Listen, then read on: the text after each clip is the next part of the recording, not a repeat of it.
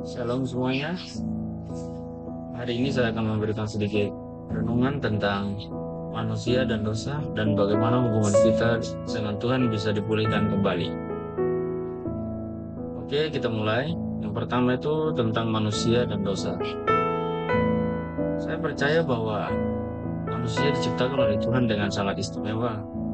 Dalam Kejadian 1 ayat 27 tertulis, maka Allah menciptakan manusia itu menurut gambarnya. Artinya, Tuhan menciptakan kita untuk hidup dekat dengan Dia. Tapi sejak Adam dan Hawa jatuh dalam dosa, hubungan itu jadi rusak. Sejak saat itu, dosa mulai melekat di hati manusia. Dan dosa itulah yang membuat kita jauh dari Tuhan. Sebenarnya, Tuhan tetap mengasihi kita, tetapi dosa membuat kita sulit merasakan kasih-Nya secara penuh. Kemudian, poin yang kedua, mengapa manusia bisa jatuh di dalam dosa? Menurut saya, manusia bisa jatuh dalam dosa itu karena keinginan dalam diri sendiri. Artinya seringkali kita tahu mana yang benar dan yang salah, tetapi kita tetap memilih yang salah karena mengikuti hawa nafsu atau godaan. Di dalam Yakobus 1 ayat 14-15 yang berbunyi setiap orang dicobai oleh keinginannya sendiri karena ia diseret dan dipikat olehnya. Dari ayat ini saja kita sudah bisa belajar bahwa dosa itu bukan cuma datang dari luar, tetapi juga bisa muncul dari dalam hati kita sendiri. Kalau kita tidak dekat dengan Tuhan, maka kita akan mudah tergoda dan jatuh di dalam dosa. Kemudian untuk poin yang ketiga itu, siapa saja contoh tokoh Alkitab yang jatuh di dalam dosa. Satu tokoh Alkitab yang pernah jatuh dalam dosa adalah Daud. Daud dikenal sebagai raja yang luar biasa dan dikasihi Tuhan. Tapi suatu kali Daud melakukan dosa besar sehingga dia berzina dengan Batsheba dan merencanakan kematian suaminya Uria. Namun yang membuat Daud berbeda adalah ia tidak menutupi dosanya. Ia datang kepada Tuhan dan bertobat dengan sungguh-sungguh. Di dalam Mazmur 51 ayat 3-4 Daud berkata, Kasihanilah aku ya Allah menurut kasih setiamu sebab aku sadar akan pelanggaranku. Dari kisah ini kita belajar bahwa semua orang yang bisa jatuh di dalam dosa, tapi Tuhan selalu membuka jalan bagi mereka yang mau bertobat. Untuk poin yang keempat, hal-hal yang menghambat hubungan kita dengan Tuhan.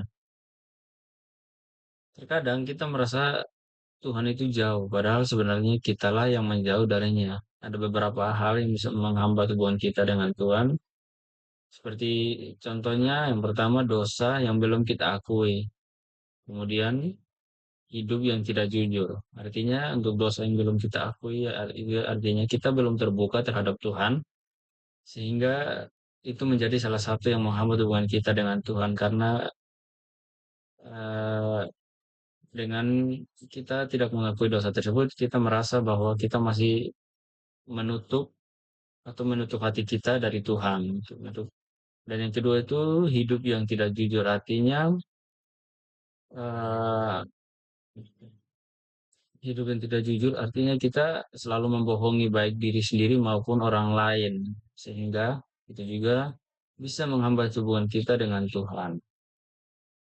Yang ketiga itu jarang berdoa dan membaca firman Tuhan. Nah, ini teman-teman kita sudah mengetahui semua bahwa jangankan jarang jarang berdoa dan membaca firman Tuhan, jarang ke gereja saja itu sudah menjadi salah satu faktor yang menghambat kita untuk dekat dengan Tuhan, menghambat hubungan kita dengan Tuhan. Serta yang keempat itu ada kesombongan dan keegoisan. Nah, ini juga merupakan poin-poin yang menghambat kita untuk hubungan lebih dekat dengan Tuhan. Di dalam Yesaya 59 ayat 2 dikatakan, yang merupakan pemisah antara kamu dan Allahmu, jalan segala kejahatanmu. Jadi jelas, dosa adalah penghalang utama antara kita dan Tuhan. Untuk poin terakhir yaitu kesimpulan dan kalimat motivasi dari saya. Dari semua yang saya pelajari, saya sadar bahwa Tuhan itu tidak pernah menyerah terhadap manusia. Sekalipun kita sering jatuh dalam dosa, Tuhan itu selalu siap mengampuni kalau kita mau datang dan mengaku dengan hati yang tulus. Seperti yang ada dalam 1 Yohanes 1 ayat 9 yang berbunyi, jika kita mengaku dosa kita, maka ia setia dan adil, sehingga ia akan mengampuni segala dosa kita. Untuk itu kalimat motivasi saya, tidak ada dosa yang terlalu besar untuk diampuni Tuhan. Asal kita mau datang kepadanya dengan hati yang tulus. Jadi, jangan biarkan rasa bersalah menjauhkan kamu dari Tuhan.